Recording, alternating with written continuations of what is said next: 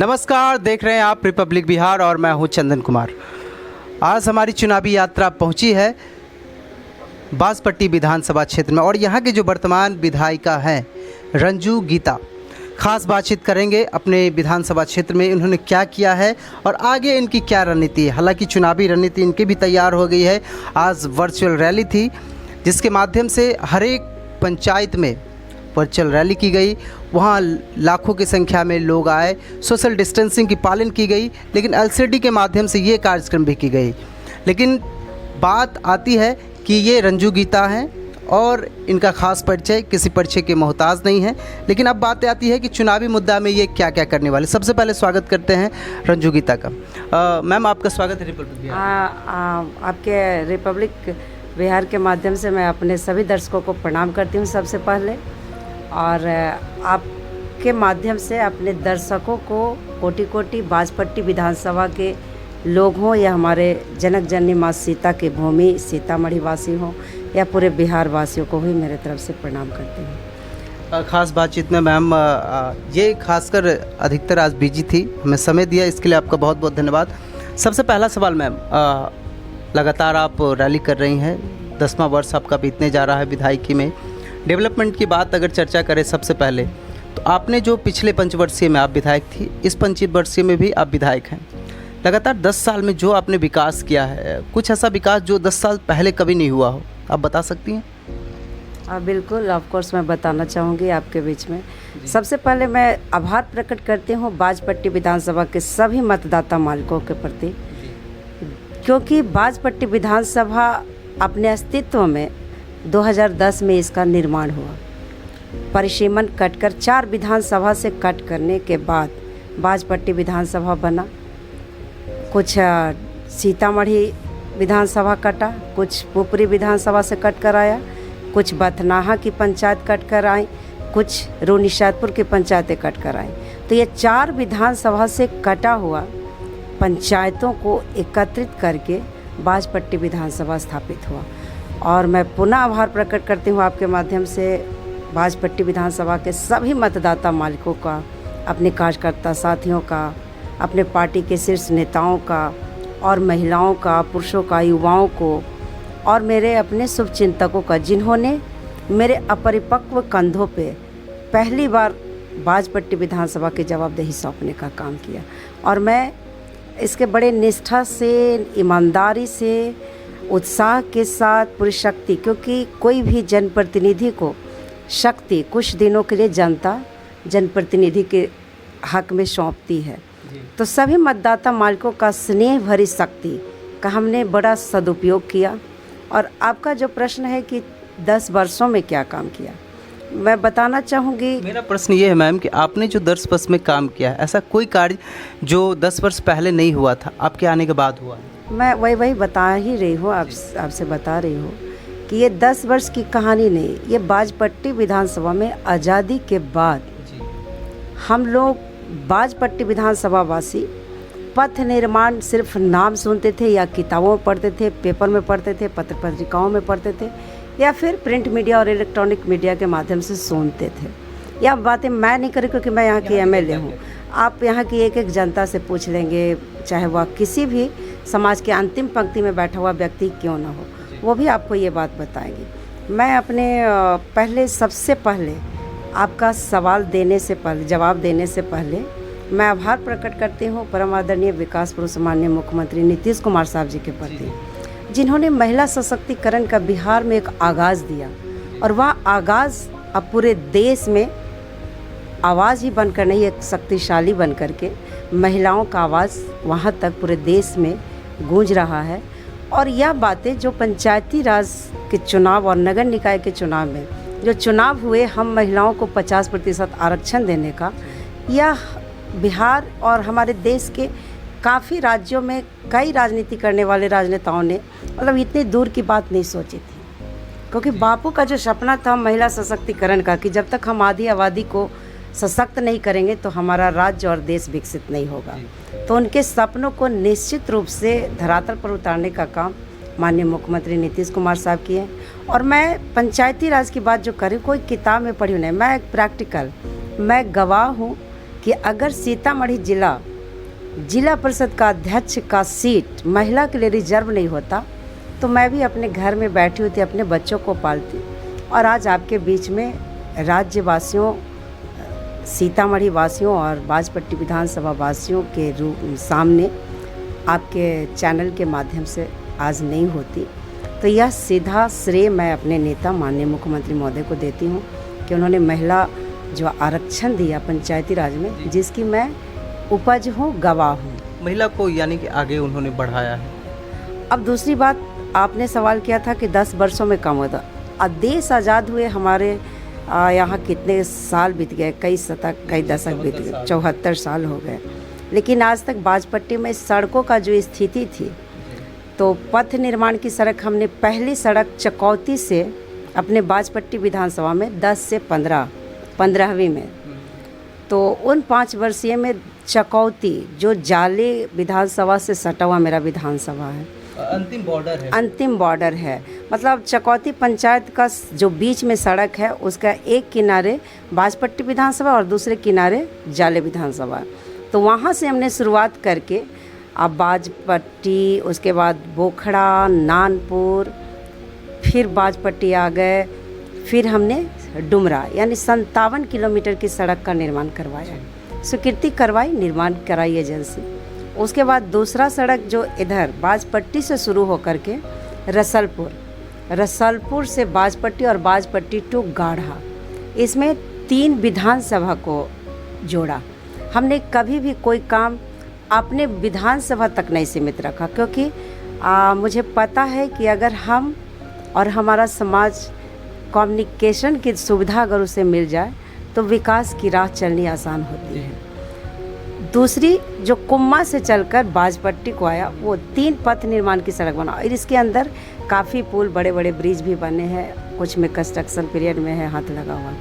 उसके बाद पथ निर्माण की सड़क इस बार मैं बताना चाहती हूँ, ये आपका 10 से 15 से 20 में हमने एक नारायणपुर होकर नारायणपुर, सुपलगाढ़ा, पचरा निमाही, मधुरापुर, फिर मधुबन बाज़ार, फिर जहाँ हम बैठे हैं हमारे गांव में मधुबन बसा, पश्चिमी, फिर भलही, भलहा, बथनाहा होते हुए मेजरगंज की सड़क है। इसकी स्वीकृति अभी हो गई है, टेंडर में ये वर्क चल रहा है।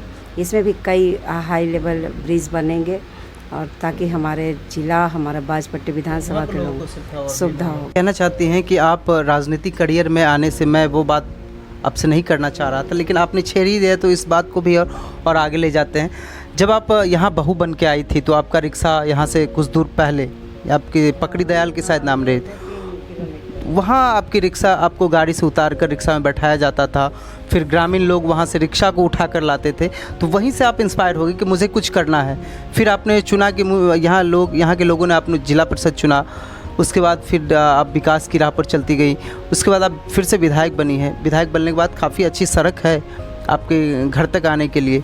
अब आगे जो महिला सशक्तिकरण की आप बात करी थी, महिला सशक्तिकरण तो पहले ही आपने जागृत कर दिया था, अब बात है कि अब जो है और भी महिलाएं हैं, उनको भी सशक्तिकरण की ज़रूरत है और उनको भी शक्ति प्रदान करने की आप वो मुहिम है, आप कर सकती हैं। तो आगे आपका क्या उद्देश्य होगा कि उनके लिए आप क्या करेंगे? मैं बताना चाह रही हूँ, अभी थी मेरे मन में अचानक एक दिन आवाज़ आई, और मतलब जो दिल की आवाज़ होती है वो, और हम लोग 8 जून को 2019 8 जून को हमारे पार्टी जनता दल यूनाइटेड का हर एमएलए हो, एमपी हो, या राज्यसभा सदस्य हो, या एमएलसी हो, या आप बूथ अध्यक्ष ही क्यों ना हो, पंचायत अध्यक्ष हो, प्रखंड अध्यक्ष हो, या कोई भी पार्टी के पदाधिकारी हो, उन सारे लोगों को अपने अपने बूथ पर सदस्य बनना था। 8 जून को हमने अपने बूथ, अपने गांव के बूथ पे बैठी, काफ़ी लंबी लाइन लगी। जाहिर सी बात है, जब विधायक बूथ पे सदस्य बन रहे हो खुद से, तो काफ़ी गांव के युवा, महिलाएं, अधेड़ उम्र, बुजुर्ग काफ़ी संख्या में हो गई कि मुझे भी सदस्य बनना है जनता दल यूनाइटेड का। जब मैं सदस्य बनाना शुरू की, रसीद काटने लगी, काफ़ी लंबी लाइन महिलाओं की जो मतलब हस्ताक्षर करना नहीं जान रही थी, वो मुझसे पैड मांगी कि मुझे अंगूठे का निशान लगाना है। फिर मुझे अचानक मेरे दिमाग में बात आई कि मेरे रहते, मैं MA PhD की हूँ, तो डॉक्टर रंजू गीता लिखना गवारा नहीं लगा कि मेरे रहते हुए मेरे गांव की महिलाएं इतनी निरक्षर हैं, तो हमने एक सामुदायिक भवन है बगल में, उसमें पहले तो दरी बिछा करके पढ़ाई शुरू करवा दी। गांव की सभी महिलाओं को खुद पढ़ाती हूँ, अभी भी पढ़ाती हूँ क्योंकि कोरोना में अभी स्कूल बंद है। तो 8 जून के बाद जो सैटरडे संडे पड़ा, कंटिन्यू हमने क्लास शुरू की। उसका नामकरण आप लोग जैसे काफ़ी यहाँ के जो लोकल मीडिया वाले लोग आए, लोगों ने नाम रखा कि एक पाठशाला ऐसा भी। तो उस सामुदायिक भवन पे हमने महिला फर्स्ट डे, जो मैं फ़ोटो आप लोग कहेंगे तो मैं शेयर करूँगी। फर्स्ट डे जब हमने स्लेट खरीदी, पटना से स्लेट खरीदी, चौक खरीदी, कैलेंडर खरीदी, ABCD का, कखा का, उसके बाद क्लास शुरू की दरी पे। तो उस हॉल के बाहर और अंदर महिलाओं की मतलब बहुत संख्या हो गई। तो 500 स्लेट हमने बांटा और चौक। फिर जब क्लास शुरू हो गई तो पढ़ना पड़ता है, साधारण काम तो है नहीं। महिलाएं की संख्या काफ़ी कम होने लगी, तो मुझे लगता है कि ये पढ़ाना संभव नहीं हो पाएगा। लेकिन मैं सीखती हूँ हर चीज़ को, सही में लोग हर उम्र में सीखते हैं। जो महिलाएं कंटिन्यू कर रही थी सैटरडे संडे, सप्ताह में 2 क्लास मैं लेती थी। तो सैटरडे संडे को जब क्लास शुरू की तो काफ़ी महिलाएं फिर से बैक होने लगी। जो नहीं आ रही थी वो पुनः फिर आने लगी। और वो लोग जो काम करके और घर से जो लिख करके आती थी, और उसी महिलाओं में से कुछ लोगों ने कहा, एक महिलाएं हैं ऐसी जो उनका स्लेट बहुत साफ़ सुथरा था। 2-3 महीना चलता रहा, जून, जुलाई, अगस्त, सितंबर, इतना दिन तक। अक्टूबर भी चला, नवंबर था, तो सीख गई पूरा। अभी काका वो सीख गई हैं, अपना नाम लिखती हैं, पता भी लिखती हैं। तो वो उनका स्लेट बहुत नया था, तो वो हम उससे पूछे कि क्यों आपका स्लेट नया, क्यों? सबका पुराना हो गया, सबका टूट भी रहा है। तो वो बोली कि नहीं, हम घर में जाते हैं, रात में जब लिख लेते हैं, पढ़ लेते हैं, तो रात में इसको कालिख लगा कर और सूखने के लिए देते हैं। तो बताइए उसमें कितनी जज्बा है इस गांव सुदूर से गांव में बैठे उस महिला को।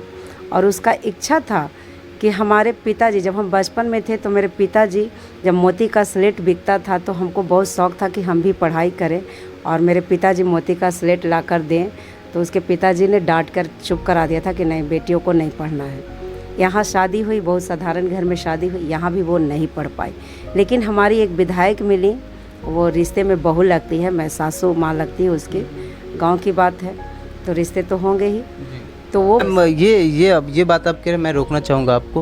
हालांकि गवर्नमेंट जो है, अब वर्तमान की जो सरकार, बिहार की सरकार हो या केंद्र की सरकार हो, इस चीज़ की तो घोषणा करती है, आप भी इस पर दबाव दे रहे हैं ये विद्यार्थी के लिए। लेकिन बैंकों में ये कठिनाई, मैं ज़मीनी स्तर से आपसे बात कर रहा हूँ कि बैंकों की ये कठिनाई है, बैंक देना नहीं चाहते हैं। सरकार की योजनाएँ सारे सफल हैं, नीतीश कुमार की योजना भी सारी सफल है, लेकिन बैंक है यहाँ पर, उस पर आप क्या कहना चाहते हैं? बैंक क्यों नहीं करना चाहते? तो आपका उसका मतलब अप टू डेट आप को पता नहीं, कैसे जानकारी नहीं है। अब बैंक का चक्कर स्टूडेंट क्रेडिट कार्ड लोन में नहीं काटना है। और भी आप निगम बना दी गई, समिति का गठन कर दिया गया है मुख्यमंत्री महोदय को। हम लोग क्वेश्चन में चाहे वह क्या बोलते हैं, शीतकालीन सत्र हो, बजट सत्र हो या मानसून सत्र हो, सारे में हम लोगों ने सवाल किया था कि मेरे ज़िला में इतने स्टूडेंट क्रेडिट कार्ड अपेयर हुआ, इतने को छाट दिया गया, जिसका कारण भी नहीं बताया गया। मतलब इस तरह की जो समस्याएं आती थी वो हमने वहाँ क्वेश्चन के माध्यम से उठाने का काम। तो ये सारी बातों को जब माननीय मुख्यमंत्री महोदय के संज्ञान में आया तो उन्होंने तत्क्षण एक समिति का गठन कर दिया, और उसका जो वेबसाइट नंबर वगैरह भी प्रचार प्रसार हुआ है। लेकिन मैं समझती हूँ कि हम लोग जनप्रतिनिधि अपने स्तर क्षेत्र भ्रमण के दौरान या अपने फेसबुक के माध्यम से, अभी तो सोशल मीडिया हम लोग कैंपेन करके उसको, या तो आप क्या बोलते हैं, पंचायत वाइज एक मीटिंग करके ऑर्गेनाइज करा करके, या फिर अपने लोगों को, जैसे मेरे पंचायत अध्यक्ष वही घूमेंगे कि कितने लोग स्टूडेंट क्रेडिट कार्ड आपने अप्लाई किया, क्यों नहीं मिला।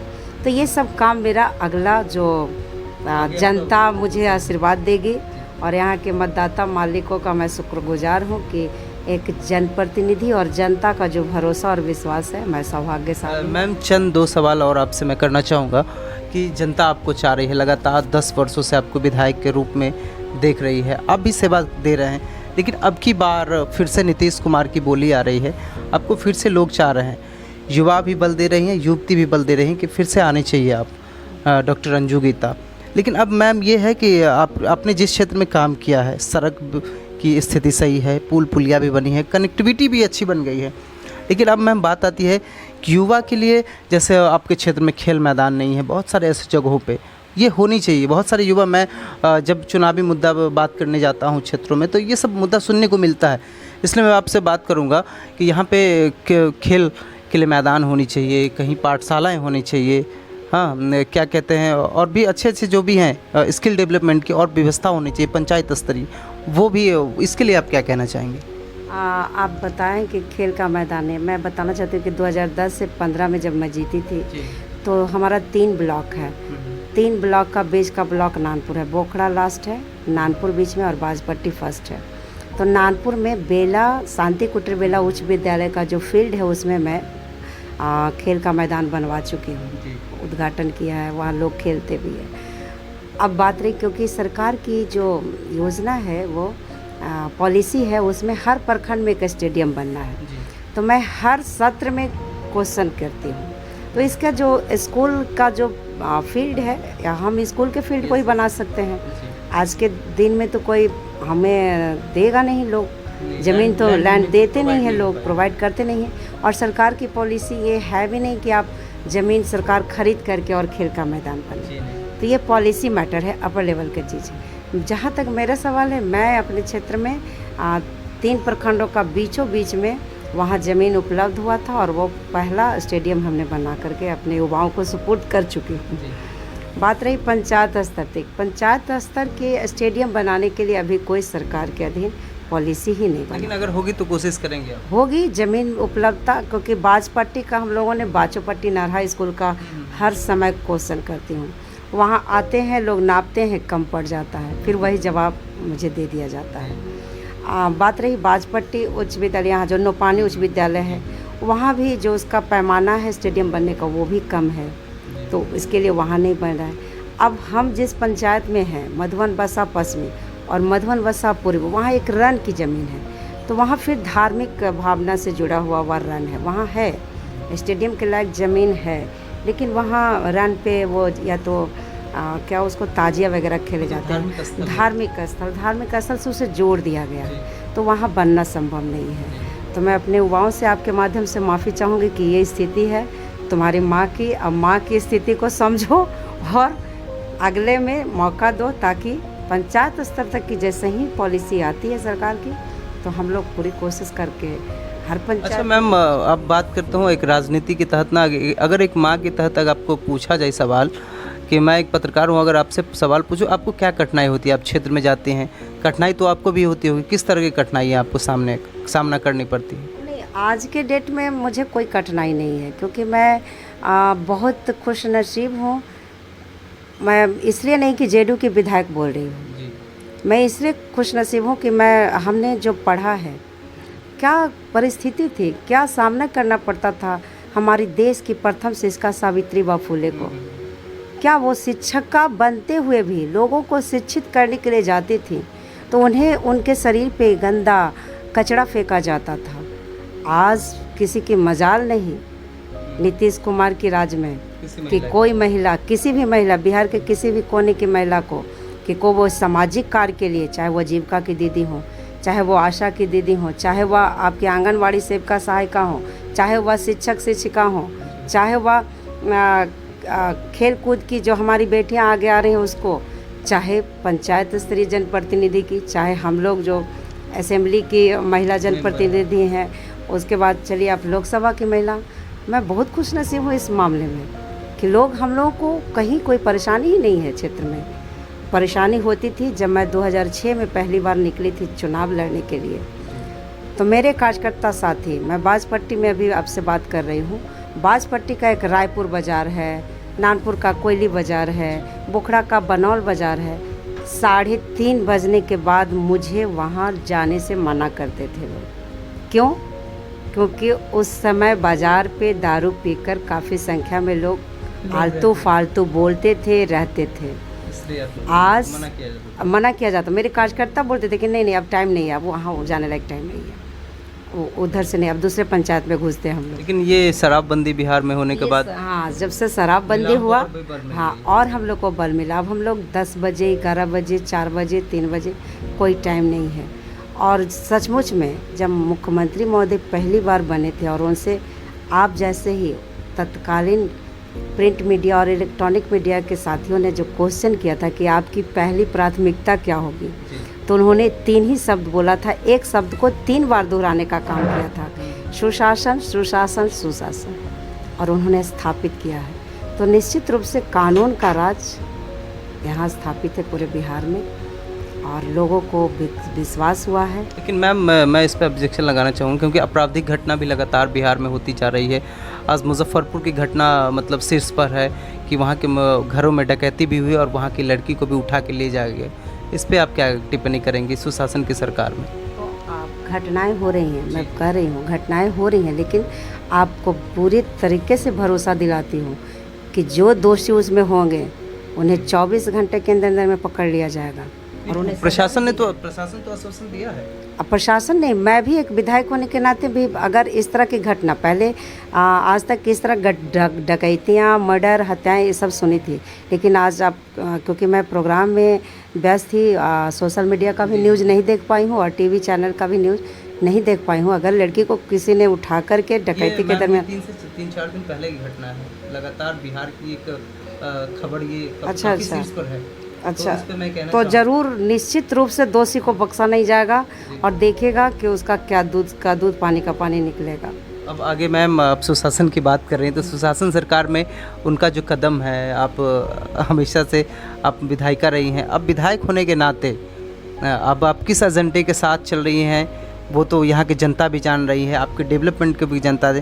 लेकिन अब अंतिम सवाल आपसे करना चाहूँगा कि आप यहाँ के युवा युवती और जो आपके वोटर्स हैं, आपकी जो जनता है विधानसभा क्षेत्र की, उनके लिए क्या संदेश देना चाहेंगे? इस विधानसभा में कैसे उनको वोट देनी चाहिए, क्या करनी चाहिए?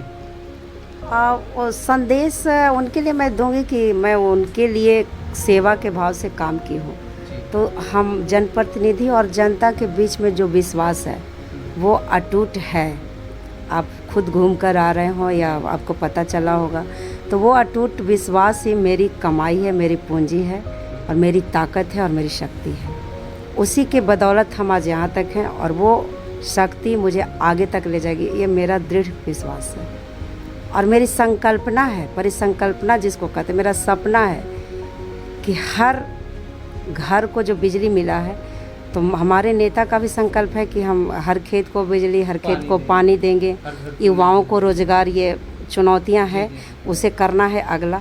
और संदेश यही देंगे जो हम किसानों को खेत तक पानी, किसानों को खेत तक बिजली देंगे अगले चुनाव के बाद जो हमारा शासन काल होगा, कार्यकाल होगा, मेरा विधायक का विधायक काल होगा। और कुछ सड़कें जो छूटी हुई हैं, कुछ पुल पुलिया जो छूटे उसे बनाऊंगी। और महिलाओं के बारे में बता ही दी हूँ कि 4200 पंचायत में मैं शिक्षा का अलग जगाऊंगी, युवाओं को रोजगार के लिए जो जितने माध्यम है सरकारी, उसके माध्यम से हमने अपना एफर्ट लगाकर उन लोगों से रूबरू होने का काम करूंगी, उनकी समस्याओं का निपटारा करने का काम करूंगी। धन्यवाद मैम रिपब्लिक बिहार से बात करने के लिए। ये थी रंजू गीता, डॉक्टर रंजू गीता विधायिका हैं अभी वर्तमान बांसपट्टी विधानसभा क्षेत्र से। लगातार इनकी कार्यशैली से लोग प्रसन्न हैं और बहुत सारे कार्य इन्होंने किया भी है। ग्राउंड रिपोर्टिंग के माध्यम से बहुत सारी बातें आपको दिखाएंगे। आज तक के लिए इतना ही। कैमरामैन निशान ठाकुर के साथ चंदन कुमार, रिपब्लिक बिहार, पटना ब्यूरो।